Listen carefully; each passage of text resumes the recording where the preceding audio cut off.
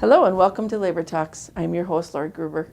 Today's special guest is Florian Skwierczynski, and Florian currently serves as the Vice Chair of the Chippewa County Board of Supervisors. Welcome to Labor Talks. Good to be here, Laurie. Nice to have you here. For viewers, and I know you were on several years ago, so for viewers that haven't seen you in a while, tell us a little bit about you. Okay. First off, as you said, I'm Florian Skwierczynski. I am currently on the Chippewa County Board representing District 11. I have already served 2 terms, and I'm running for my 3rd term now. And as you stated, I am currently the Vice Chair of the Chippewa County Board. I have married to my wonderful wife for 25 years. I have 3 daughters and 1 granddaughter. And I am also a Eau Claire city bus driver.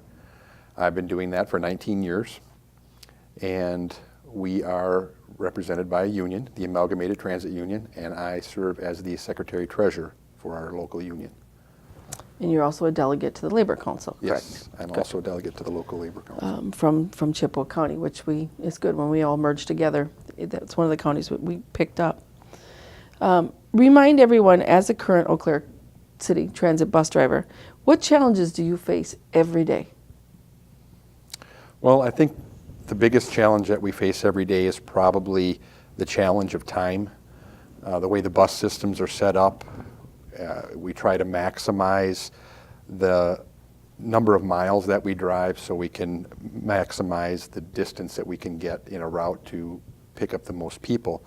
And by doing this, then we, of course, cover the greater territory we have. And so the biggest challenge that we have is trying to stay on time. Most people probably don't think that a minute is very much time at all. But when your main source or one of your only sources of transportation is public transit, a minute is actually quite a big deal. In fact, if we're running as little as just 1 minute late or even early, that can make a big difference on whether or not that you make it to an appointment, to work, to school, or if you make that connection to another bus and you just to go shopping.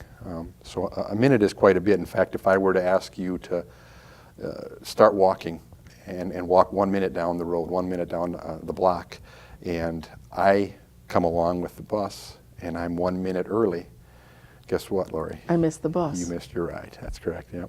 And so we try to stay on time, and that's probably our biggest challenge with the outside influences that are going on simultaneously when we operate, whether it's from heavy traffic or light traffic, whether we've got red lights or a green light, road construction, no construction. Bad weather. Sure, all those take a factor in, and it's every trip. And so we could be a little early or a little late, and so it's not only a challenge on time, but it's a stressful job.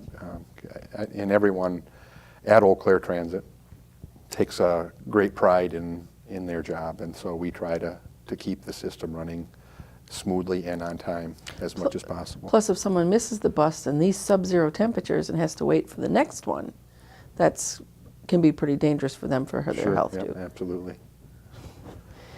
One sees every day about the dangers, the dangers and the violence in the communities and schools. What precautions do you have to take in your everyday life as a bus driver? Well, thankfully, we haven't had to, knock on wood, we haven't had to deal with violence in Eau Claire here at the transit system.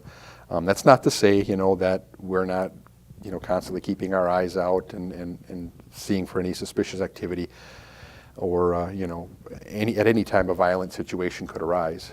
So we've had training, and it's every year. Annually we get training, and we've even had law enforcement come in and talk to us about what to look for with potential bomb threats or people that might be armed with a gun or any kind of suspicious activity. And so we stay, vigilant, I guess could be the word, and keep our eyes and ears open for that kind of stuff. And so, like I said, thankfully, we haven't had that issue here in Eau Claire. And as far as I know, I don't think there's anyone been assaulted. I've been driving for 19 years. And so There's security cameras on our buses? there are, yeah. Okay. We have security cameras inside, outside. So if any activity does take place, it would be definitely caught on camera, which is a help. I mean, it doesn't prevent the incident from happening, but at least the perpetrator. Right, you've got it on camera, you've got some protection backup, and Right. if it ends up having to be where you have to call in the police or anything like that. So, you are, like we said, you're currently rerunning for the Chippewa County Board for your third term. What, in your first two, and I know the first time you did it as a write-in and got in, which was awesome, what issues have you tackled over the last couple of years? Well, really the big issue for our county is probably funding and a funding source. It's a constant battle we have to deal with. And the goal of, or the main purpose, I guess, of the county is to provide services. We don't sell widgets, and so we provide services to the people. And so our funding source is taxes, and that is can be a tense issue with the community members. I mean, nobody likes to pay taxes, but yet. But they want the services. They want the services, right? And so that's really one of our big issues as a board member, is trying to balance the services that we have, keep them or maintain the current services that we have. You may be aware of just a couple of years ago, we had to go through the unfortunate task of implementing the so-called wheel tax, which there were a lot of people who didn't like the idea, and some understood that it was a necessary tax that we had to implement. We had several years in a row where we had more than average snowfalls, and it really weighed heavily on the winter maintenance budget, which is not maintenance of the roads, bridges, or vehicles. This winter maintenance is a term that's used for snow removal, salting, sanding, and that added up in a big hurry over a few years, and we were taking money out of the general fund just to cover those expenses, and dug a pretty good size hole, and we needed a way to fill that hole. And so we did enact that wheel tax, which fortunately has a sunset clause in it, and that'll end on January 1st of 2020. And so, and I did vote in favor of that. I know there were 2 years ago for elections, there were several board members that voted in favor of that tax and did not get reelected. And the people that ran against them lobbied heavily against the wheel tax. tax. So. As a small village board member, even in that small village, people don't understand we can't levy to get money. We have only so much shared revenue that we get from the state, and yet the roads have to be taken care of. They have to be resurfaced. The water towers need to be taken care of and maintained. The water and sewer, buildings and grounds, and that money has to come from somewhere. Mm-hmm. And they get upset that we instituted a flat fee for fixing the water tower for so many years to help, because we were taken from the general fund for problems with the water and sewer, and so then this was supposed to pay that back. So it's the same type of situation. We finally got, the water sewer system is supposedly going to be working the right way, and so hopefully that will end, like you said. But people just don't understand that the money has to be somewhere, come from somewhere. Right. Yeah, and in Chippewa County, we actually have, of the 72 counties, we have the 4th largest number of road miles of the counties. And so that all takes money to maintain, not only the winter maintenance part, but just to upkeep and repair on all that stuff. And so, that's a major expense. And there's only so many grants that are available. There's only so many roads that the state takes care of. When it's a state like Highway 12, for instance, coming through Eau Claire, comes through our little town. It still runs through our town, so we still have to provide part of it too. Right. Yeah. And there's just a lot of misconceptions about when and how we can raise the funding to do it. And we can't put it on a referendum like the schools can Right? That's correct. to raise the money for certain issues. What other kinds of issues have you tackled? Did you guys, did you do the living wage ordinance for Chippewa County? We did not enact that, but myself and another board supervisor did make an attempt to put forth an ordinance for a living wage. But what we decided to do was actually take a step back from that because Eau Claire County did that. And we thought it might be a better idea to just hold back for a year or more to see how it's working in Eau Claire County.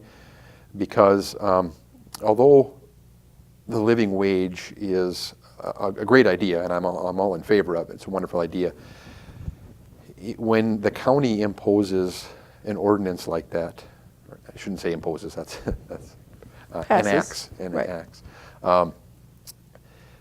In essence, what happens is the county ends up footing the bill for that.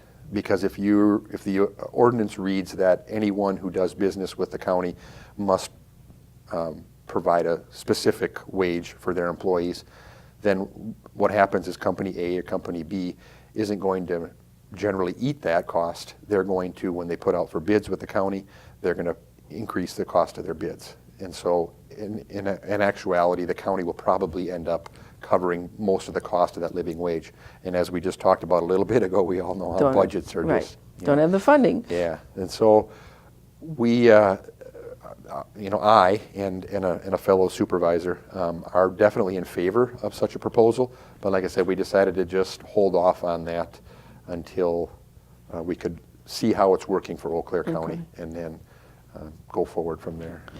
And then what other types of issues have you guys tackled? Well, I think sadly one of the issues is, one of our bigger issues in the county is the problem with meth and opioid abuse. That, and it's not just Chippewa County. I mean, it's statewide, it's nationwide. And in fact, we recently just had a request from our district attorney to increase staffing levels because of the overwhelming number of cases of meth and opioids that are coming through the county in the past few years, I guess it's been now. And we did end up getting him one extra staff person to help combat that a little bit. And it's a serious problem, and we really need to do something about it. And I'm not an expert of that, but I think that we do have quality employees, experts with the county who would be able to help us tackle that problem and try to fix it. I mean, it's just, it's definitely something that needs to be fixed. Has heroin moved into Chippewa too? I serve on the Legal and Law Enforcement Committee, and so we do hear a lot of the cases. And heroin so far doesn't seem to have been a major problem yet? A major problem, yeah. Meth, definitely. It seems like our side of the state has more of a meth and then opioid problem versus Milwaukee to Fond du Lac to the eastern side of the state seems to have a major heroin problem, which is a much nastier drug. But right. And with I-94 running right up through the Chippewa-Eau Claire region and up there by you in the Baldwin area, I mean, it's just a major corridor for drug trafficking to come from the Chicago area up through to the Twin Cities area. So human trafficking too. That too, yeah. We had a vet in Baldwin, wonderful guy, was arrested for trafficking. And it's not ever anybody that you expect to be the person doing it, and it comes out and it shocks a whole community. Mm-hmm. So one of the other committees you serve on is the Facilities and Parks Committee. What types of challenges does Chippewa County face in funding for its parks and facilities, especially in a state where, like I said, where shared revenues are a problem, and a governor who does not want, he wants to privatize a lot of our parks, of course, mm-hmm. and so that the rich people can use them rather than you and I. Right. So what types of things are you facing in Chippewa County with your parks and facilities? Well, You know, and you're right, it is a problem, and like you said, a lot of it has to do with that shared revenue that we receive from the state, and trying to have the funds there for the maintenance of in Chippewa County. We have 3 beautiful parks. There's Pine Point up in Holcomb, Otter Lake over in Stanley area, and Morris Erickson, over in the Lower Long Lake area. Beautiful parks, and but again, you know, it all takes money to maintain them.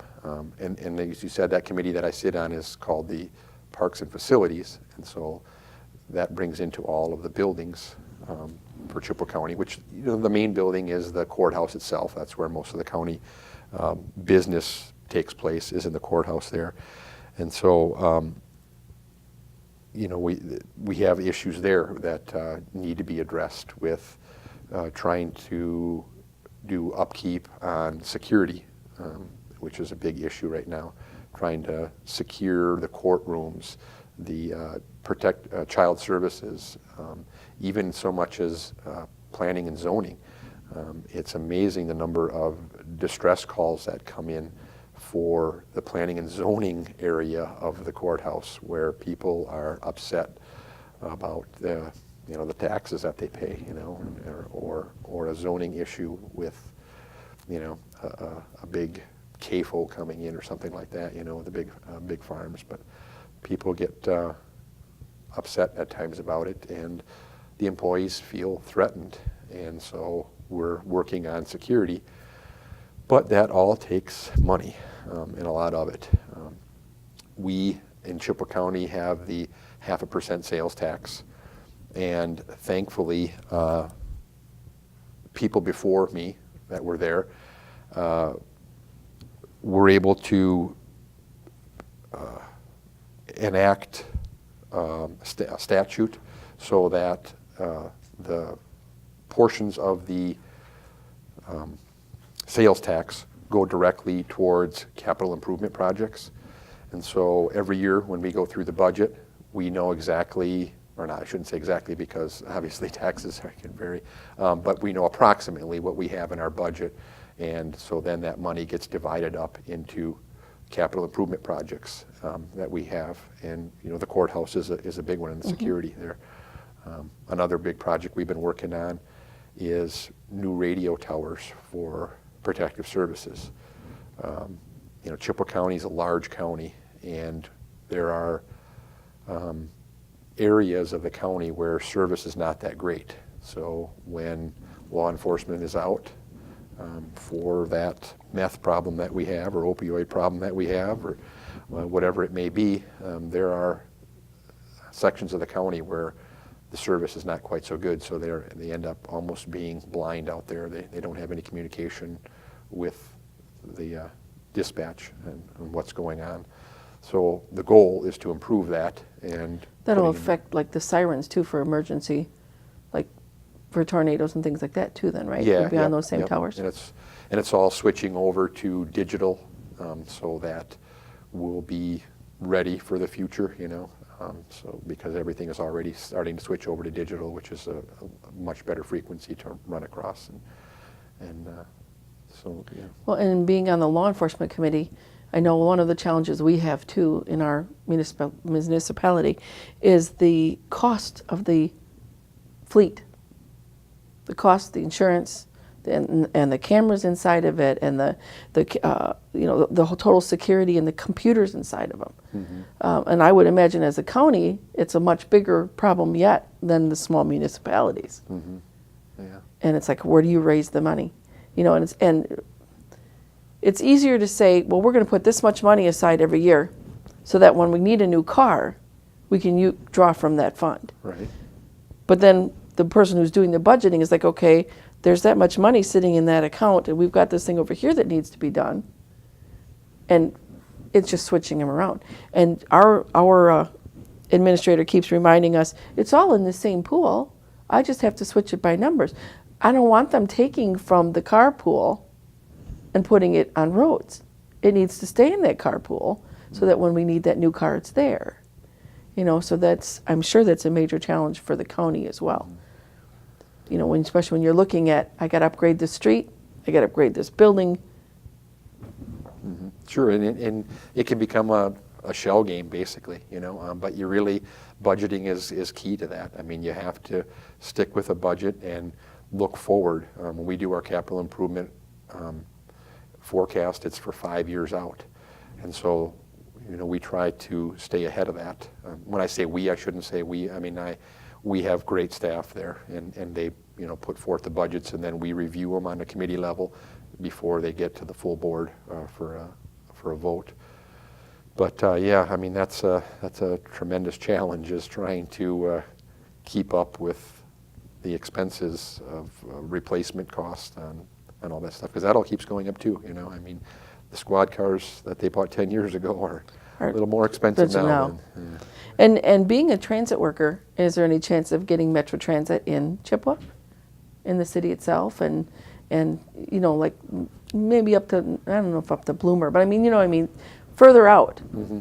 Well, let's see, it'd be probably around 8 years ago now, we actually had legislation that was enacted at the state level for the creation of RTAs, which are Rural Transit Authorities, and that sets up a region, and the region is funded by a sales tax. I mean, like I said, we just had a 0.5% sales tax in Chippewa County. Well, that's what these regions would enact, is a 0.5% sales tax for the region, and that would create a large pool of money. And by doing that, we would have had the funds available to expand service to not only Chippewa, but over to Menominee and Dunn County, and to the south of us down to Augusta, Fall Creek. Oliva, you know. You're right. And all of those within the, I guess you could call it the Chippewa Valley, you know. And that legislation was in place, and when the governor was first elected, he took it away. Just with a swipe of a pen, he took it away. So Eau Claire, and I should point out too, it was what is termed enabling legislation, which means that the legislation was in place, but that each specific RTA, each specific region, would have had to have voted themselves on whether or not to enact the RTA. So it wouldn't be where we would be implementing a tax without the people wanting that tax. And we had one here in the Chippewa Valley. There was one over by the Green Bay area for Fox Valley, up in the, they call it the Bay Area, Superior, Ashland, up in that area, and Milwaukee. And like I said, once the governor was elected for his first term, he did away with that. And so we just don't have the funding to expand anything right now. We struggle to keep the transit system running with the funds that we have. In fact, just here on the first of the year, the city implemented a fare increase in order to try to raise some additional revenue to help with funding. Because there too, the buses are getting old, right? Oh yes, they are. Yep, very old. We are having to hang on to them well past their expected life. And as someone who drives on I-94 all the time, it would alleviate some of the infrastructure, continual infrastructure maintenance, if we could lessen the trucks and cars and everything on those roads. And buses would do that. And I'm a big proponent for the train. You know, my husband works in the cities. I wish we had the high-speed rails so that he wouldn't have to drive over there. He could catch the train. We don't have that. What words of encouragement would you give to the others that are interested in running for public office? As a union person, like you and I, we've both run. We're trying to encourage others to run and get involved. What would you tell them? I would have to say, just do it. Get out there and do it. You know, like, although the city, county, school board races are supposed to be nonpartisan races, you know, that really is no longer the case. And it's gotten to be where, you know, the Republicans have since they've taken control of all three branches of government, gerrymandered the districts, which has made it extremely difficult for the races, for the state offices. But that is trickled down to the local races like you and I. And they are making it more difficult. Like I said, although it's nonpartisan, it's making it more difficult To run. for us to run. And we really need to have some good, strong Democrats I'm not afraid to say, that I'm a Democrat, and that's what we need, is more Democrats running for these smaller local races. And we have to just, take the time to get out there and run and do it. And I know at times it may seem like it's a thankless job, but it really isn't. It is actually quite rewarding knowing that you are not only responsible for, but helping the citizens of your community and providing the services that they need. And the primary is when? February 20th. So we want to remind everybody to go vote. We do, yes. Get out there and vote. February 20th, if you live in District 11. Actually, there's another primary, which would be for the State Supreme Court. Yes. So we want to make sure that everybody turns out to vote. That is today's program. My thanks to our viewing audience and to Florian, who made today's program possible. We wish you all the best luck. So, Thank you. my thanks also to those folks who work behind our cameras from Valley Media Works, who not only make the show possible, but give us an outlet for our progressive working family voices. A final note, Labor Talks is on channel 993 twice weekly. You can also use your favorite search engines with keywords Labor Talks and Valley Media Works and find us on YouTube. Thank you for tuning in today.